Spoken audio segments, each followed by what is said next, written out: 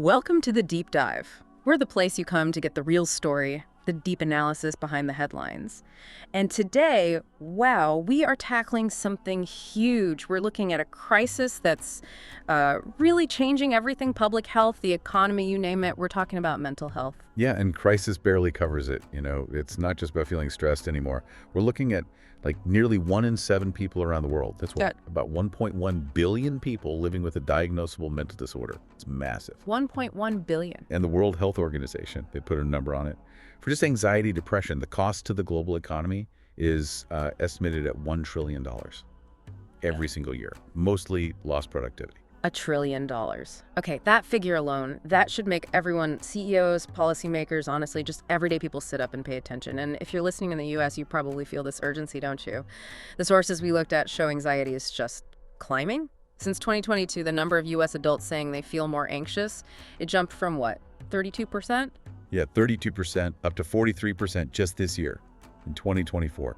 It's a steep climb. And it's not random stress, is it? The drivers are big structural things. Exactly. Our sources point to things like current events, that 70% of people citing that, the economy, huge one, 77%.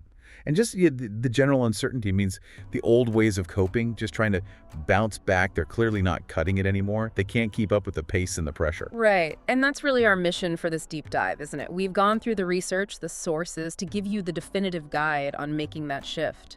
Moving away from just passively coping towards actually proactively building psychological strength. We're going deep into somatic healing, this body-first approach. We'll unpack the polyvagal theory, the science behind it, and we'll look at this idea of the mental gym, personalized, data-driven ways to future-proof your well-being for 2026 and beyond. Yeah, so if you're looking for that expert synthesis, taking complex science and making it genuinely usable, something you can apply right away.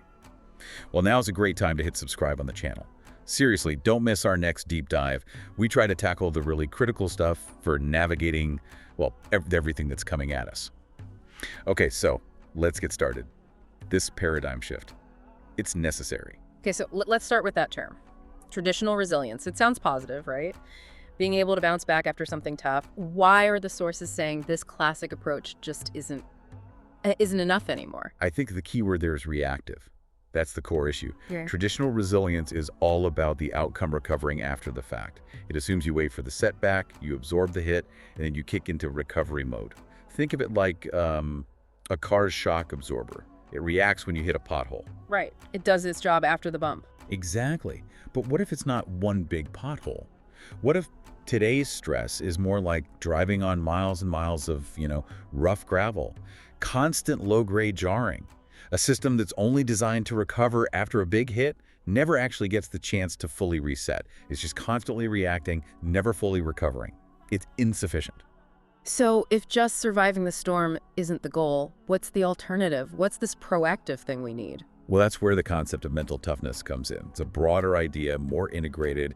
It's not just about coping, it's about thriving despite the challenges. Our sources really highlighted the 4 C's model. Peter Clough developed this. It defines mental toughness in a really operational way. It pushes past survival. Okay, the 4 C's. Let's walk through those because they sound like more than just buzzwords. They seem like a system. They really are. Let's take the first two. They're kind of about self-mastery. First C is control. Now, this isn't about trying to control like the stock market or the weather. That's impossible. It's about your sense of purpose and, crucially, your perceived control over your own emotions, your own reactions, your life circumstances. Basically, do you feel like you're steering the ship or are you just being tossed around by the waves? Okay, so it's that internal locus of control, mastering your inner world before you try to handle the outer world. Makes sense. What's the second C? Commitment. Commitment, yeah. This is about focus. Reliability. It's the ability to stick with meaningful goals, even when things get tough or boring or when your motivation dips. It's pursuing something not just because it's easy right now, but because it genuinely matters to you. And that takes discipline, especially with all the digital noise pulling at our attention constantly. Okay, control and commitment. They sound a bit like the foundation, maybe like traditional grit. Yeah. But you said there were 4 C's. The next 2 seem to push it further. They absolutely do. The third C is challenge. And this one. This is probably the biggest differentiator between just being resilient and being truly mentally tough. Someone who embodies this challenge C doesn't see difficulties or setbacks as just threats to endure or avoid. They actually see them as opportunities. Opportunities to learn, to grow, to get better. It's a mental flip, right? Turning danger into a kind of training ground. Okay, that's a powerful reframe. And the last C, confidence. Confidence. And this isn't just arrogance, it's a deep-seated self-belief. Belief in your ability to succeed, yes, but maybe even more importantly, belief in your ability to handle the pressure, to cope effectively, even when success isn't guaranteed right away. Because partly from past wins, sure, but it's also a belief in the fundamental robustness of your own mental system. You trust you can manage the demands. That really does sound like an integrated system. Control, commitment, challenge, confidence. But then the sources seem to suggest there's an even broader framework. Mental fitness. How does mental fitness build on toughness? Make it more holistic? Think of mental fitness as the overall operating system. Toughness might be how you face a specific challenge, but fitness is about the health and readiness of the entire system, all the time. It's about moving beyond just surviving adversity to consistently thriving. And achieving that, well, it requires deliberate, almost like training across different psychological areas. We call them the 7 pillars. 7 pillars, okay. Sounds like a checklist for psychological health. What are they? It kind of is, yeah. It starts with vision. That's about regularly picturing your future goals, keeping your why front and center, like calibrating your internal compass. Then there's attitude. This is key. It's your ability to stay emotionally aligned, maintain a generally positive outlook, even when things are really stressful. Not fake positivity, but real cognitive control over your emotional state. And you mentioned one pillar was foundational. Yes, awareness. This is absolutely critical, especially for the somatic work we'll get into later. Awareness it's more than just noticing things. It's the skill of sensing, recognizing, and accurately labeling what's going on inside you. Your emotions, your physical sensations, like really knowing, is that tightness in my chest anxiety? Or did I just drink too much coffee? Right. Or is it excitement? Without that accurate data, you can't regulate effectively. Okay, so awareness gives you the what. What about the other pillars? Adaptability, grit, and recovery, you said. Right. Adaptability is that mental flexibility. Yeah. How quickly can you pivot your thinking or your emotional response when plan A doesn't work? Grit, that links back to commitment, sticking with things long term. But that last one, recovery. This is absolutely vital in today's world. It's the deliberate, conscious ability to bring your system back into balance, to refill your cognitive and emotional batteries after you've exerted energy. Why is recovery suddenly so critical? It feels like it should always have been important. It should have been. But the demand is different now. The modern workplace, the always-on culture we'll talk more about, it creates a non-stop demand for output. This leads to a recovery crisis. If you never intentionally let your system fully recover and restore that physiological balance, you're constantly running on empty. And that deficit, that directly translates into chronic anxiety, burnout, physical issues. Okay, so mental fitness is this whole system. Awareness tells you what's happening, toughness gives you the tools to handle it, and recovery makes sure the system is fueled and ready for the next round. Exactly. It's a complete approach to not just surviving, but genuinely thriving. Right, let's shift gears a bit then. From the kind of mental frameworks to the biology underneath it all. We hear it all the time, right? Just think positive or don't worry so much. Why does that kind of advice, trying to think your way out of anxiety or panic, often feel so useless? Because fundamentally, you're trying to fix a biological issue with just your intellect. It's like, okay, imagine your car's engine is seriously overheating. Reading the owner's manual, again, isn't going to cool it down, is it? You need to interact with the physical system, add coolant, check the fan. Chronic emotional states like anxiety, deep-seated fear, they're primarily physiological phenomena. They're not just thoughts gone wrong. The reason you can't just think your way out is because the origin, the driver, is deeper. It's in your autonomic nervous system, the ANS. So feelings themselves, they aren't just cooked up in our heads, they're tied to our bodies. Precisely.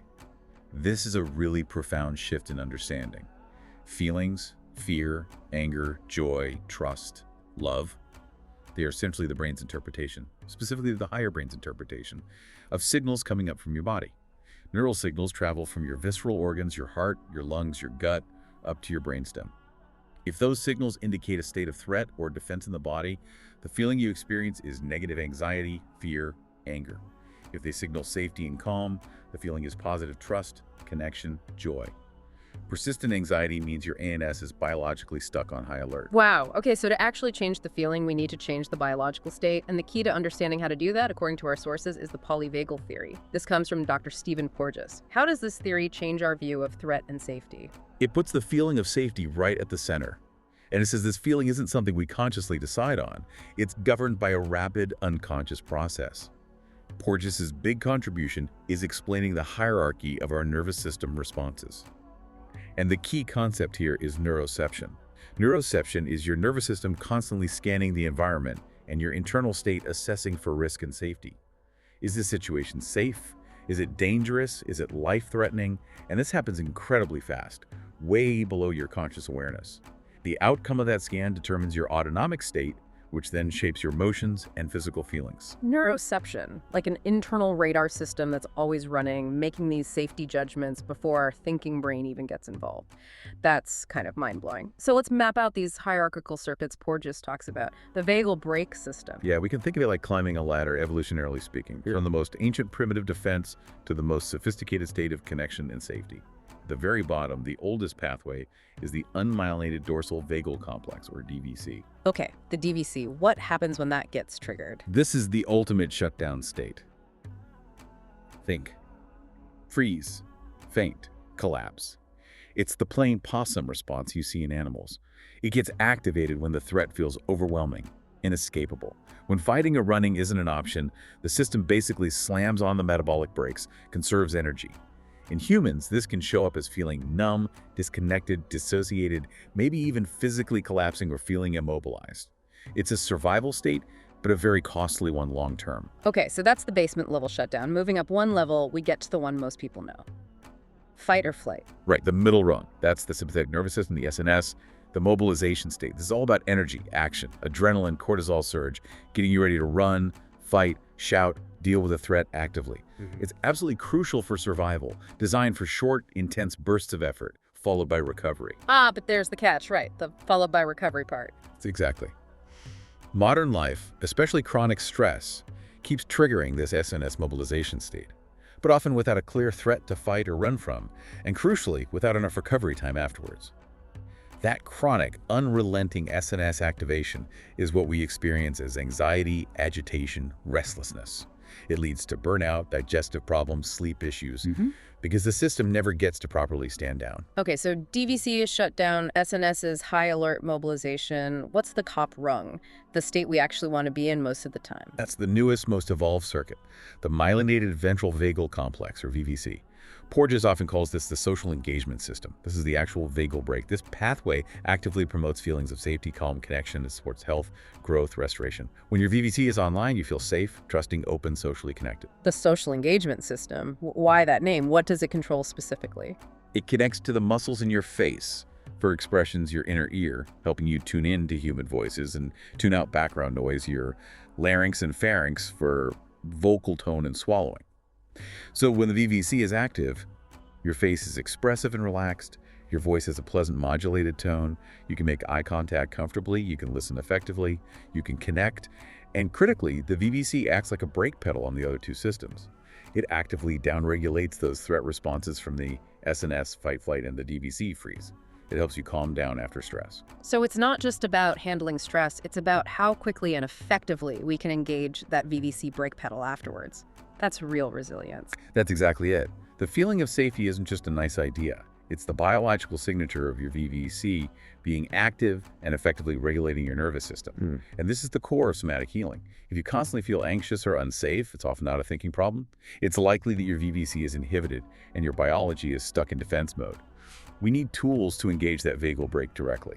Okay, so if the goal is to get that VVC, the vagal brake, online and signal safety directly to our nervous system, we need methods that don't rely on just thinking our way there, right? We need to go straight to the body.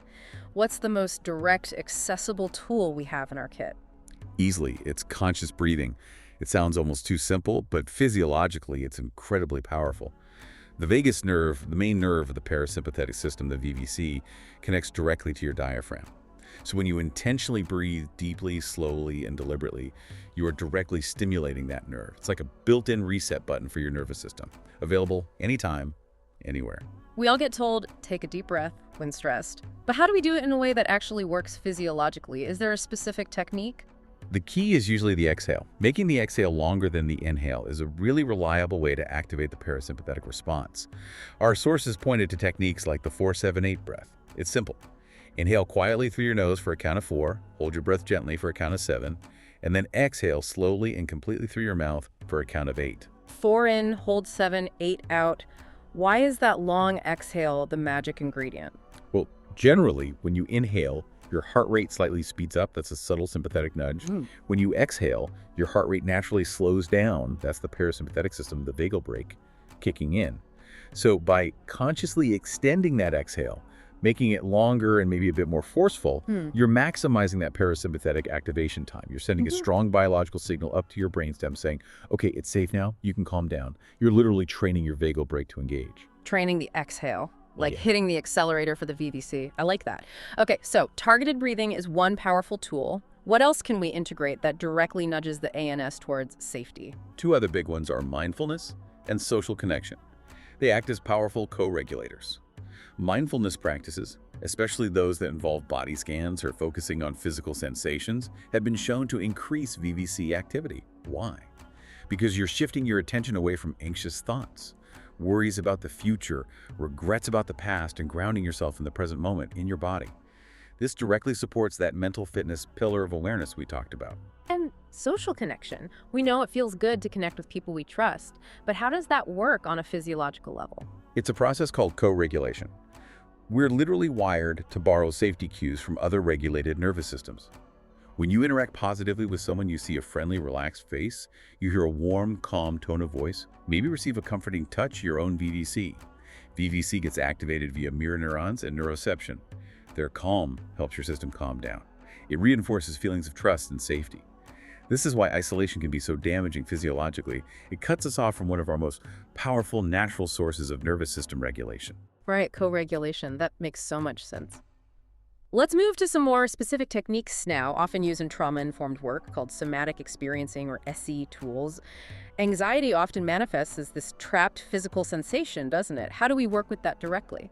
The SE approach is all about treating that physical sensation not as something to get rid of, but as a biological signal carrying information, usually about trapped survival energy that needs to be gently processed and released. There's often a kind of four-step flow to engage with it safely. Okay, step 1. You said it starts with awareness. Right. Feel the anxiety in the body. First, you have to locate it. Use a gentle body scan. Where is it? Is it tightness in your chest, a knot in your stomach, buzzing in your hands, heat in your face? Give it a location, maybe even a shape or color. Just noticing it specifically starts to give you a little distance. Okay, locate it. Step 2, turn toward the feeling. This sounds like the really hard part. Our instinct is usually to pull away, distract ourselves. It is hard, but pulling away is what keeps it stuck. Turning toward means consciously, gently meeting that physical sensation. Noticing the tightness, the heat, the vibration with curiosity rather than fear. Crucially, you try to stop the bracing response, that unconscious tensing against the feeling. Bracing locks it in. By gently allowing the sensation, you signal to your nervous system that it's manageable, that you're safe enough to feel it. So, less resistance, more gentle observation. Okay. Step 3 involves grounding. Grounding and self-soothing touch. Yeah, when anxiety spikes, we can feel floaty, disconnected from our body. Grounding brings you back. Focus on physical anchors, the feeling of your feet solid on the floor, the weight of your body in the chair. Really feel that contact. And self-soothing touch is powerful VVC activator, gently placing a hand on your heart or your belly, or even just holding one hand with the other. That physical contact provides an immediate sense of containment, safety, self-compassion. Feet on the floor, hand on heart. Bring yourself back into your physical self. Got Good. it. And the final step, understanding the message. This is about reframing. Honoring that anxiety symptom as a message from your nervous system. It's not trying to hurt you. It's trying to protect you, maybe in an outdated way. What might it be signaling? A need for rest, a boundary that was crossed, a need for safety. The goal isn't to silence it, but to listen. Regulate the system gently toward safety, using breath, grounding, touch, and allow the pent-up energy to discharge slowly and safely. That really shifts the whole conversation, doesn't it? From what's wrong with me for feeling this to, okay, body, what information are you trying to give me right now? That's a game changer. It absolutely is. It puts you back in the driver's seat, working with your biology instead of fighting against it. Okay, we've got the theory, the biology, the somatic tools. Now let's talk brass tacks. Time! For busy professionals, for parents, for anyone juggling modern life, time is the biggest hurdle. How do we realistically build this kind of emotional fitness without needing, hours of meditation every day? That's the million-dollar question, isn't it? And the answer, looking ahead, seemed to be hyper-personalization. It's not necessarily about finding more time, it's about making the time you do invest incredibly efficient, targeted, and precise. And the key to that efficiency, it's the synergy between technology and our own biology. Right, and this leads straight into a major trend identified for 2026. Our sources mentioned the American College of Sports Medicine pinpointing wearable technology as the #1 fitness trend. But not just for steps, right? This is about tracking our internal state. Exactly. We're moving beyond just tracking activity or sleep duration after the fact. Sure. The next wave is about getting real-time data on our autonomic nervous system function. How well is our vagal brake working? How quickly do we recover? Sleep quality metrics are part of it, of course. But the real gold standard biomarker emerging for tracking VVC efficiency and stress resilience is heart rate variability, or HRV. HRV. Okay, I've seen that on my fitness tracker. It's not just my heart rate, is it? It's something different. Totally different, yeah. Heart rate is just the average beats per minute. HRV measures the tiny variations in the time interval between each consecutive heartbeat. And here's the slightly counterintuitive part. A more variable heart rate, meaning more fluctuation in those beat-to-beat intervals, is actually a sign of a healthy, resilient, adaptable nervous system. So higher HRV is good, lower HRV is less good. Generally, yes. Low HRV tends to indicate that your system is rigid, maybe stuck in sympathetic overdrive, that fight or flight mode. It suggests chronic stress, poor recovery, less adaptability. Your heart is beating like a metronome, very predictably. High HRV, on the other hand, reflects an active, effective ventral vagal complex that vagal brake is working well. Your system can flexibly respond to demands and then quickly shift back to a calm, safe state. HRV gives you objective biological feedback on how stressed or recovered your system actually is. Okay, so we have the data from wearables. Now, where does the 2026 tech leap really happen? You mentioned AI. This is where it gets really powerful. AI takes that raw HRV data, combines it with your sleep patterns, your activity, maybe even your calendar, and transforms it from just numbers into truly personalized, actionable insights. Instead of generic advice like, "You seem stressed, try meditating," an AI coach could analyze your specific HRV patterns and say, okay, your VDC tone consistently dips around 3 p.m. on workdays, likely due to back-to-back meetings. Let's intervene proactively. Wow. So what kind of intervention could it prescribe? That's the hyper-personalization. It wouldn't just say meditate. Based on your data, it might know that a short, specific type of intervention is most effective for you at that time. It could prescribe, say, exactly 3 minutes and 30 seconds of that 4-7-8 breathing we discussed, or maybe 5 minutes of the specific grounding exercise, timed perfectly just before that typical dip. It optimizes the type, duration, intensity, and timing of the recovery protocol for maximum impact with minimum time investment. That makes building emotional fitness feasible, even in a super busy schedule. Maximum efficiency, minimum time. That sounds like the key. And this idea of targeted training brings us to the mental gym framework, treating our brain and nervous system like muscles we need to train deliberately. That's the perfect metaphor. The mental gym isn't about just randomly doing mental exercises. It's a structured approach, usually based on 4 pillars, designed to build strength, flexibility, and ensure adequate recovery. You wouldn't just lift weights constantly at the physical gym without rest, right? No, you break down. So what are the 4 pillars of this mental workout routine? Okay, pillar 1 is curiosity. Actively challenging your own assumptions, your rigid thought patterns, your mental habits, keeping the mind open and flexible. Pillar 2 is creativity, engaging in activities that require novel thinking, problem solving, seeing things differently. This helps break you out of those repetitive stress loops. Pillar 3 is mindfulness. This is about anchoring the mind, training focus, and enhancing that core skill of awareness, noticing your internal state without judgment. And pillar 4, absolutely crucial but often skipped, is rest. Real, dedicated cognitive downtime. Our sources consistently show that structured rest is far better for learning, memory consolidation, and overall performance than trying to cram or just push through constantly. Rest isn't lazy, it's essential training. Curiosity, creativity, mindfulness, rest.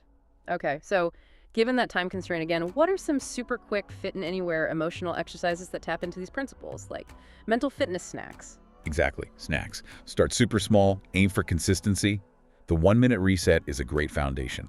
Out of the 1,440 minutes in a day, can you find just 1 minute dedicated purely to focused breathing? Maybe that 4-7-8, really emphasizing the long exhale. It's a direct VVC activation, a tiny mental push-up. Okay, 1 minute. Most people can find that. What about when your thoughts are just racing, a typical anxiety spiral? For that immediate interruption, sensory anchoring is brilliant. Takes maybe 30 seconds. When your mind is spinning, force it to ground itself by focusing intensely on one single thing you can sense right now. What do you see? Notice all the details, colors, shapes. What do you hear? Tune into one specific sound. What do you feel? The texture of your clothes, the chair beneath you. Just pick one sense. It instantly yanks your brain out of the abstract worry loop and into the concrete present. Huge impact on awareness. 30 seconds to stop the spiral. Nice. And for shifting that attitude pillar quickly. The simple, structured gratitude practice. Again, takes maybe 60 seconds. Consciously name, actually say them in your head or out loud, 3 specific things you are genuinely grateful for right now. Not just my family, but the way my daughter laughed this morning, or this warm cup of coffee. Specificity matters. It actively trains your brain to scan for the positive, counteracting that negativity bias, that threat scanning neuroception. These are really practical. Looking ahead, say 2025, 2026, technology is obviously going to play a bigger role. What kinds of digital tools are emerging to meet this demand for accessible mental fitness support? We're seeing a big move towards tools that are not just generic apps, but are clinically informed and highly personalized, often using AI. You've got things like AI emotional coaches platforms like Noah AI were mentioned. These are designed by psychologists to offer immediate conversational support. You can essentially chat with an AI about how you're feeling, and it can offer tailored coping strategies, CBT techniques, mindfulness exercises right in the moment, 24/7. Wow, immediate personalized support anytime. That's powerful. And what about building those positive habits long term, keeping people engaged? That's where gamified positive psychology comes in. Apps like Happify are using principles from game design points, challenges, progress tracking, and applying them to evidence-based techniques like CBT or positive psychology exercises. It makes doing the mental reps feel less like homework and more engaging, more fun. Yeah. And that significantly boosts adherence. People actually stick with it. The goal is to make building mental resilience feel rewarding and sustainable. Okay, let's pivot now. We've talked a lot about individual well-being, the tools, the tech, but there's a huge organizational piece to this, right? The modern workplace itself, with hybrid models, constant connectivity, it seems structurally designed to create burnout. What are the core issues driving this, especially that recovery crisis you mentioned? There are a couple of big structural drivers. One major one is the hybrid work paradox. On the one hand, flexibility is great sources say 72% of employees really value it. But it often blurs the lines completely between work and life. Without clear boundaries, flexibility just becomes constant availability. Home stops being a place to recover and recharge. It's just another place you could be working. And this leads to isolation, disengagement. Around 40% of hybrid workers report feeling this way. Yeah, that always-on feeling. The phone buzzes, the emails keep coming. Exactly. And that feeds directly into the second driver, techno overload. That constant expectation of immediate digital responsiveness. It has a direct neurophysiological consequence. It keeps your sympathetic nervous system, SNS, that fight or flight system simmering on low heat all the time. You're always slightly vigilant, waiting for the next demand. This chronically prevents your ventral vagal complex, VVC, the rest, restore, connect system from fully engaging. You never achieve deep recovery. And that structural lack of recovery is the biological root of burnout. Organizations are, often unintentionally, disabling their employees' vagal brakes. So if organizations want to actually prevent burnout, especially looking towards 2026, they need to move way beyond just like free snacks or ping pong tables. They need structural changes focused on recovery and attitude. Absolutely. The focus has to shift from perks to genuinely addressing the root causes of stress. That means tackling workload imbalance. It means giving employees a real sense of control and autonomy over their work. And critically, management needs to actively, consistently recognize achievements, even small ones. That recognition directly boosts those feelings of control and commitment we talked about earlier. Okay, so address the workload and control. How can companies actively build recovery into their structure, their culture? Well, first, they have to mandate and respect boundaries. This could mean clear policies on email response times outside of hours, encouraging or even requiring vacation time to be taken, making off time truly off. Second, actively foster community and collaboration. Rebuild those social connections that activate the VVC, which have often been weakened by remote or hybrid work. And third, consider supporting more advanced recovery protocols. This could range from offering workshops on breathwork or somatic practices to actually investing in recovery technologies for employees, things like infrared saunas, cryotherapy, compression therapy tools that accelerate physiological restoration. Now, some might hear this and think, that sounds expensive. Nice, but not essential. Let's talk about the ROI. This isn't just about being nice, is it? There's a hard financial case here. Oh, absolutely unarguable. The costs of not addressing this are enormous. We talk about absenteeism, people calling in sick. But the bigger cost, often hidden, is presenteeism.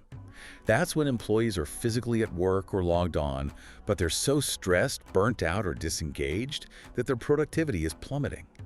They're there, but they're not really there.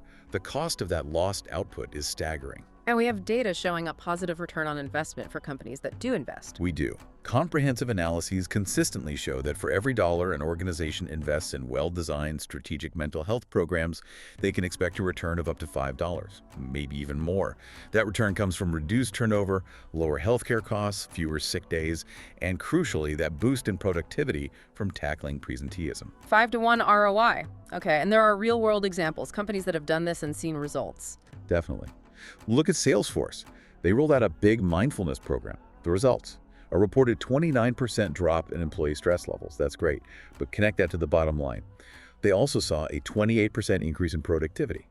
That's the VVC activation turning into tangible output. Wow, nearly 30% more productive. That's huge. Any other examples? SAP is another great one. They implemented mindfulness training across the company. They saw reductions in absenteeism, improvements in employee engagement, and they actually calculated the financial impact. They estimated that just a tiny 1% increase in overall employee engagement translated directly into an extra 50 to 60 million euros in operating profit. Annually, 50 to 60 million euros from a 1% bump in engagement. Yeah. So the evidence is really clear now. Investing in employee mental fitness and creating a structure that supports nervous system regulation and recovery. It's not an optional expense or just HR fluff. It's a core strategic imperative that directly impacts performance, innovation, and profitability. The takeaway seems unavoidable. The most successful competitive organizations in 2026 will be the ones that understand this connection and build their workplaces accordingly. Supporting the nervous system is supporting the bottom line. Hashtag outro, synthesis, and final thought. Well, we have covered a tremendous amount of ground today. From the sheer scale of the global anxiety challenge, all the way to these really specific, actionable tools and the huge organizational implications. If there's one core message from this deep dive, it really seems to be about integration, doesn't it? The future of well-being is both somatic understanding the body and technological. Absolutely. Achieving true mental fitness means blending that somatic wisdom.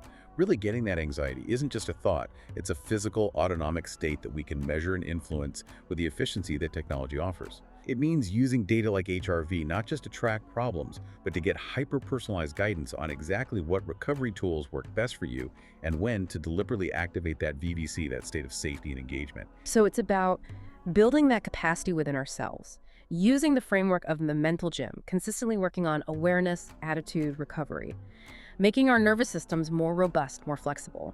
And that consistency piece really leads us to the final thought we wanted to leave you with today. Think about physical fitness. We all accept that if you want to get physically strong, you have to be consistent, right? You show up, you lift the weights, you do the reps day after day. So the question is, are you bringing that same level of commitment to your mental fitness? Because the sources suggest that consistency in those small, proactive mental push-ups, the 30 seconds of sensory anchoring, the minute of focused breathing, honoring your need for rest, that consistency is what will ultimately determine not just your well-being, but potentially your competitive edge and your overall fulfillment as we navigate the pressures of 2026 and beyond. Will you do the mental reps consistently? That is definitely something to reflect on. If you found this deep dive valuable, if it gave you some aha moments or practical tools, please do subscribe to the channel and maybe share this analysis with colleagues, friends, anyone you think would benefit from getting truly well informed on the future of well-being. Thanks so much for tuning in to the deep dive.